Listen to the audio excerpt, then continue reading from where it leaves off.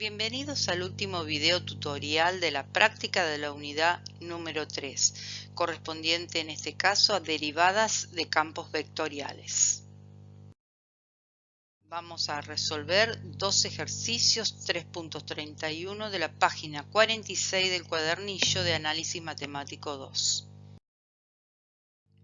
Bueno, el primero de los ejercicios del 3.31.1 presenta un campo vectorial f de x y z. Analizando la expresión de este campo, la expresión matemática de este campo vectorial, vemos que su dominio está incluido en R3 porque vamos a trabajar con tres variables independientes y su conjunto imagen está también incluido en R3 porque el campo vectorial está presentado a partir de tres componentes, ¿sí? Bueno, para poder empezar a resolver las derivadas de este campo vectorial, entonces lo primero que tenemos que analizar es saber cuáles son las derivadas que vamos a poder hacer de ese campo vectorial. Eso depende de las variables independientes que tenga dicho campo vectorial. En este caso yo voy a poder calcular las derivadas de ese campo vectorial f con respecto a x, con respecto a y y con respecto a z, o sea, en la dirección de los tres versores y, j y k. Ahora, vamos a resolver una de esas derivadas para ver cómo la trabajamos exactamente igual a como trabajábamos la derivada de campos escalares, porque en realidad ahora cada una de las componentes de ese campo vectorial es un campo escalar. Entonces, si yo quiero encontrar la derivada de ese campo vectorial con respecto a x, vamos a ir tomando cada una de las componentes del campo vectorial y la vamos a derivar con respecto solamente a x. Por lo tanto, la y y la z van a actuar en ese momento como constante. Entonces, si yo derivo la primer componente con respecto a x, me va a dar solamente 2x. La derivada de la segunda componente de mi campo vectorial me va a dar 0 porque no aparece la variable x. Y la derivada de la tercer componente me va a dar 1. ¿Sí? De esa misma manera ustedes van a poder verificar las derivadas del campo vectorial con respecto a y con respecto a z. El segundo ejercicio plantea en el punto A otro campo vectorial que en esta oportunidad no están explícitas las variables independientes como estaban en el ejercicio anterior, porque está escrito solamente, nos pone f rayita. Entonces, si analizamos la expresión del campo vectorial, la expresión matemática, vemos que las variables independientes que tiene el mismo son la x y la y. La x y la y, por lo tanto, ese campo vectorial es un campo que va desde un conjunto A incluido en R2 a un conjunto B, imagen, incluido en R3. Por lo tanto, si tiene dos variables independientes, voy a poder obtener derivadas de ese campo vectorial con respecto a la variable x y con respecto a la variable y.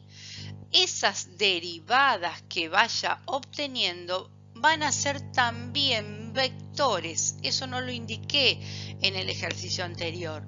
O sea que si yo tengo un campo vectorial cuya imagen es un vector en R3, las derivadas de ese campo vectorial va a ser vectores también en el mismo conjunto, en este caso en R3.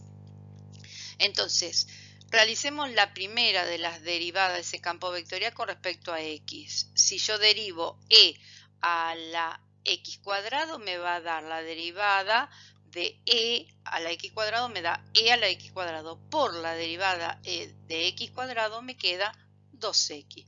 Si derivo la segunda componente de mi campo vectorial por x, me queda 1. Y si derivo la tercera componente de mi campo vectorial por x, tengo solamente una constante, por lo tanto me da 0. De la misma manera les dejo que verifiquen la derivada de ese campo vectorial pero con respecto a y. Por último está el ejercicio 2b, también observamos que es un campo vectorial cuyo dominio está incluido en R2, tengo solamente dos variables independientes X e Y, y su conjunto imagen está incluido en R3.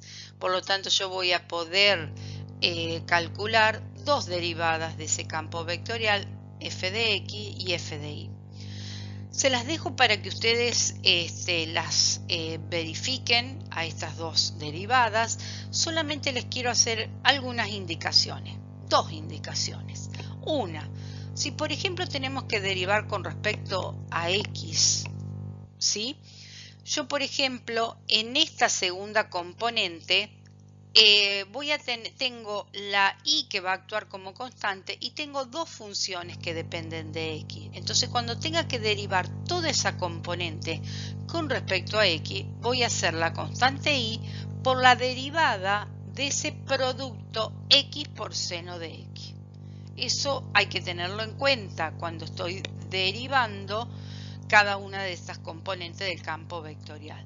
O por ejemplo, cuando en esta derivada de f rayita, o sea del campo vectorial, cuando derive con respecto a y, la derivada de la primera componente, yo tengo que la variable y está en el numerador como en el denominador. Por lo tanto, cuando yo derive esa primer componente, lo voy a hacer como la derivada de un cociente, ¿sí? Bueno. Cerramos la unidad número 3. Ya hemos realizado toda una serie de 12 tutoriales donde empezamos con la definición de límite de funciones de Rn en Rm, límite de funciones vectoriales, de campos escalares y de campos vectoriales. Después hicimos la continuidad, tanto de funciones vectoriales, analizamos la continuidad de funciones vectoriales, de campos escalares y de campos vectoriales. Después definimos derivada direccional, trabajamos con la derivada de función vectorial de variable real, haciendo todo un trabajo sobre curvas en el espacio, y después trabajamos con derivadas de campos escalares y acá en este último video derivadas de campos vectoriales.